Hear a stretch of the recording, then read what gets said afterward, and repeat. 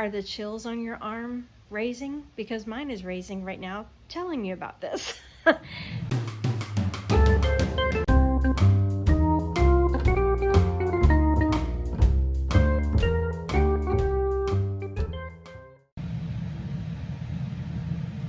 everyone, hope all is well in your world. I wanted to start telling a little bit of Scott's story. There's no doubt that God is playing in his life, in our lives, I have become involved in the story as well. Scott and I met, in 2015, and we got married in 17, and it's been quite the ride with this guy. He is into motorcycles. He has a Harley. I'm not much of a motorcycler person. However, I do love riding on the back of the motorcycle with him. We have not done any long tours or anything, so I'm not sure if I'm that much of a motorcycle person, but there's no doubt that motorcycle is an important part of Scott's life. So here we go.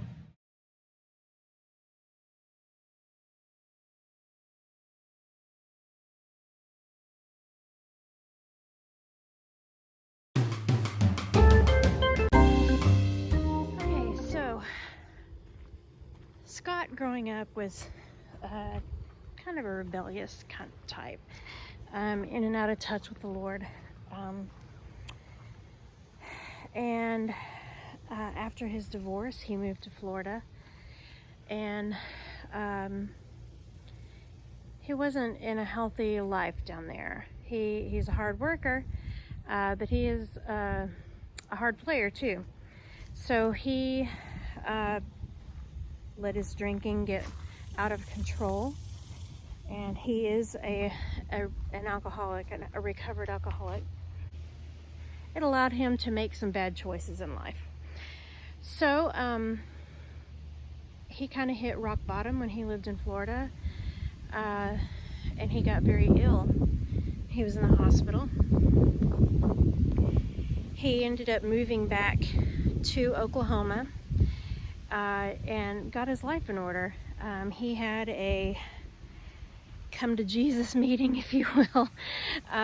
He went through detox by himself on his boat, and he really thought he probably wasn't going to survive that, but he did. He got his act together, sold everything he had in Florida and moved back here to Oklahoma, and just in time, because his mom was sick not long after that, and he was here to take care of her, and she was able to see him recovered and healthy, and I know that means the world to him. And anyway, so that is part of the foundation of Scott McMillan. His mother passed away. He lives on his family homestead here, and you can see behind me, this is his family land, and there's the house behind me. Anyway, lovely place. However, his heart is not in Oklahoma. He doesn't want to retire here. It's just not for him. He feels a calling, and there's no doubt that God has been working miracles in this boy's life. He saved him more than once, and he has overcome that and is such a strong presence with the Lord. He really showed me, I grew up thinking I was a Christian, and I did all of the things that I thought I was supposed to do growing up, but there's no doubt that he has made my relationship with God a stronger relationship, and he showed me how to do that. And in 2000, I guess it was the beginning of 19, Scott, at our church, you're allowed to have a family member baptize you. And Scott baptized me, and I'll insert those pictures. Last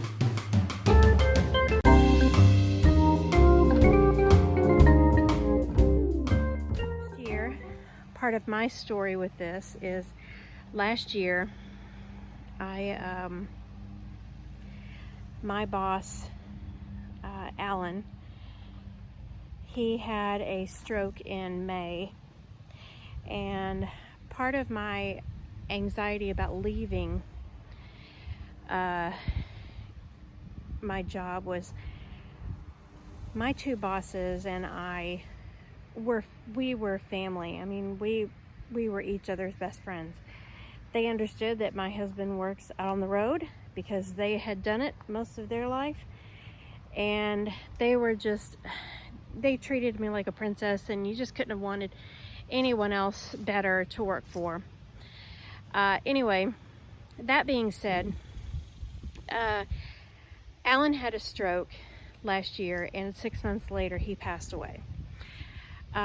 Curtis was supposed to retire during that time. He decided to stay for a few weeks extra to help us get someone else transitioned in the office. My family unit, Curtis retired, Alan passed away. My family unit at work kind of dissolved, and it was a good time for me to switch gears. So that's what I did. I switched gears. I'm staying here at the house now.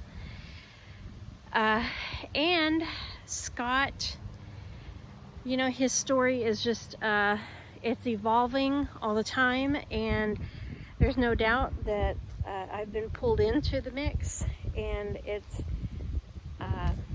just a really good story, and we're going to get to more of that here in just a minute.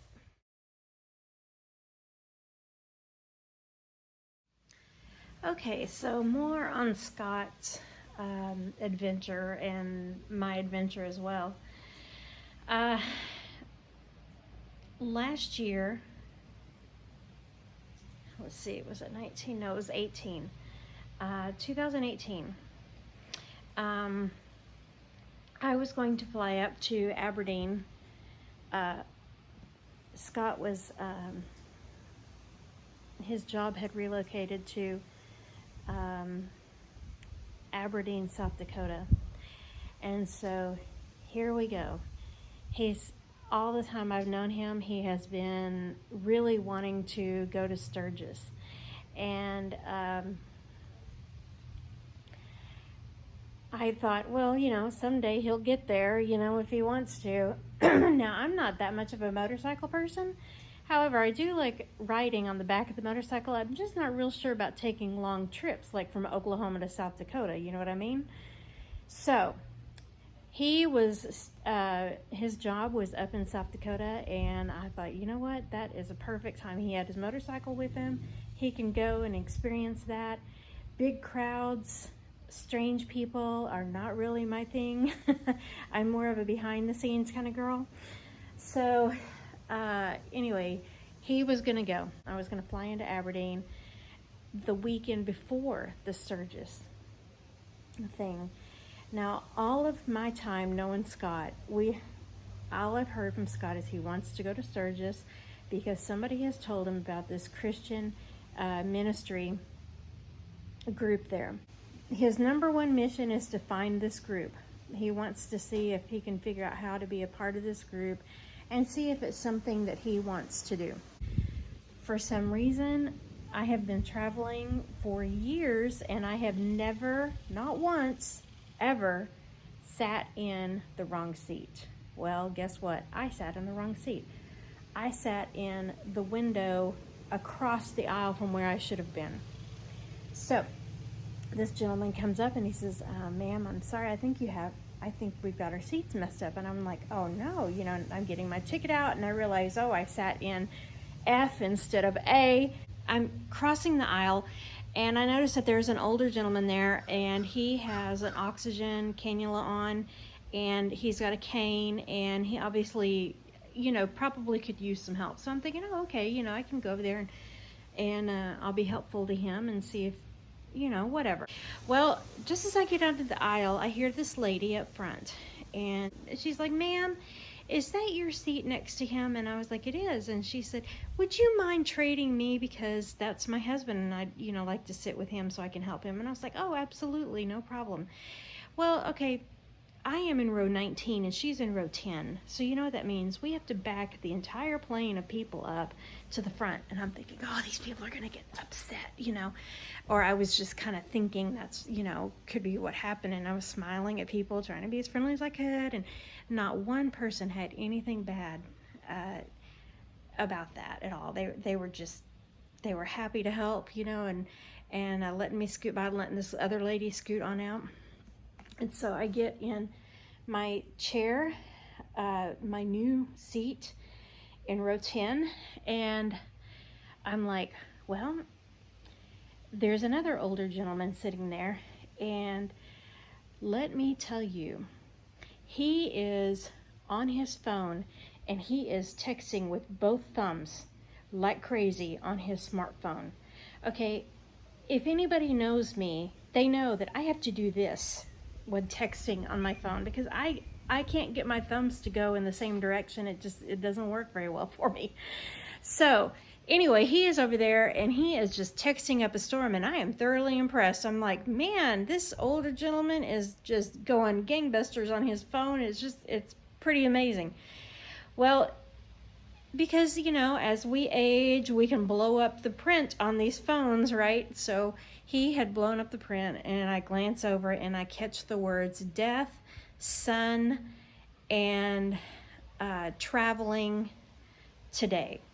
And I'm thinking, oh no, he lost his son, you know, and he's traveling to, you know, Aberdeen to, you know, deal with this. We're coming in for a landing. I raise up the little window, the cover on the window, and I'm looking out, just kind of watching for something to do. And I feel him kind of leaning over, looking out the window. And I ask him, I was like, is Aberdeen your final I said, do you have family in Aberdeen? And he said, no, I'm actually meeting a friend there. He said, I come every year this time of year. And he said, we have a 5-hour drive. And I was like, oh, really? Where to? And he's like, oh, we're headed out to Sturgis. And I'm like, okay, I'm looking at this gentleman. He doesn't look like a biker at all. As a matter of fact, he's got this Baptist convention golf shirt on, you know, and I'm thinking, okay, well, maybe I've misjudged the kind of people. I don't know. I don't know what I was thinking. Are you going out there for the rally? And he was like, yeah. He said, actually, my friend and I started a Christian ministry group out there 20 years ago. And he said, and I'm headed out there. He said, I come up here every year. We've got a 5-hour drive for a trailer that we haul out there with supplies, and we set up a Christian ministry booth. Okay, are the chills on your arm raising? Because mine is raising right now telling you about this. I was stunned. I was I was like, oh my gosh, what are the chances that, you know, I would be sitting next to the people that Scott are looking for? You know, it was just crazy. I said, oh, wow. And he was like, have you been there? And I said, no. I said, however, my husband is going this next weekend, and his number one mission is to find the Christian ministry out there, the contact for them, so that he can try and get involved with them. And he looked at me and he said, well, he said, let me give you my card and my contact information for him. And I was like, I couldn't believe it. I was like, I think it was meant for me to sit here with you. And he's like, I think you're right. And he said, and you had to change seats a couple of times too, right? And I said, I did. I said, that was just amazing, you know. And he said, it kind of gives it chills, doesn't it? And I said, it really does. And so we get off on this little Aberdeen, South Dakota, teeny tiny little town. And we get off, and I said, would you mind, if I called my husband in to the lobby so you guys could meet him? And he's like, oh, absolutely not. So and this is Bob. I'm sitting next to Bob, and his friend's name is Buck that he's meeting there. And so Buck was there, and he introduced us, and we're standing there, and I call Scott, and I was like, Scott, you've got to come in and meet these people. And he was like, oh, honey. He said, I'm dirty. He said, and it was his lunch hour on work. He was picking me up on his lunch hour, and he's in construction, so he gets dirty pretty quick. So I said, honey, they're not going to care, and you really do want to meet these people. And he said, okay. So he came in, and I introduced him, and I'm telling you, it was such a connection. There were tears in all four of our eyes. It was just chilling. It's just amazing, this connection that happened between them. And I'm going to insert some pictures here of their time there in South Dakota, and him and his son meeting with Buck and Bob, are the founders of this Christian organization. And anyway, I'm going to insert some pictures here so you can see that part of the.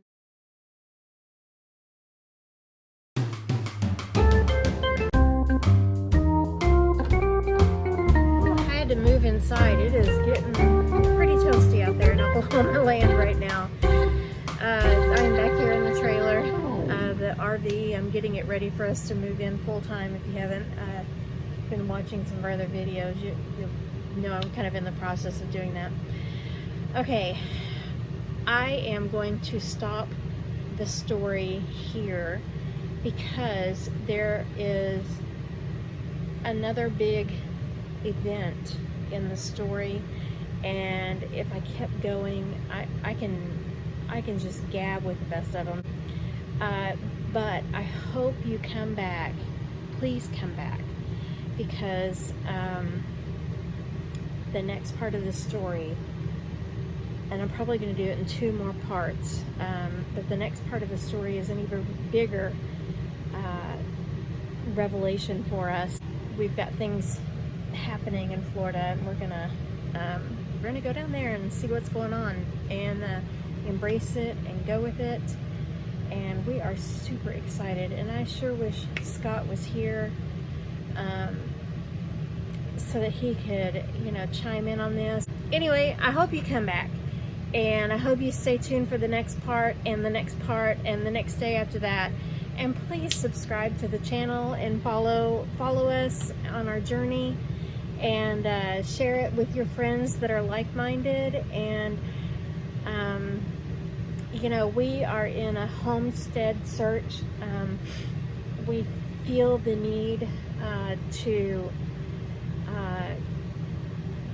just grow as much food, of our own food, that we can, and have the land to be able to do that. And that's our part of our journey in Florida. Please subscribe and hang out, and I hope to see you guys next time on the videos, and hope you're having an awesome day, and God bless every one of you. Keep your heads high and pray, and just keep praying. Have a great day.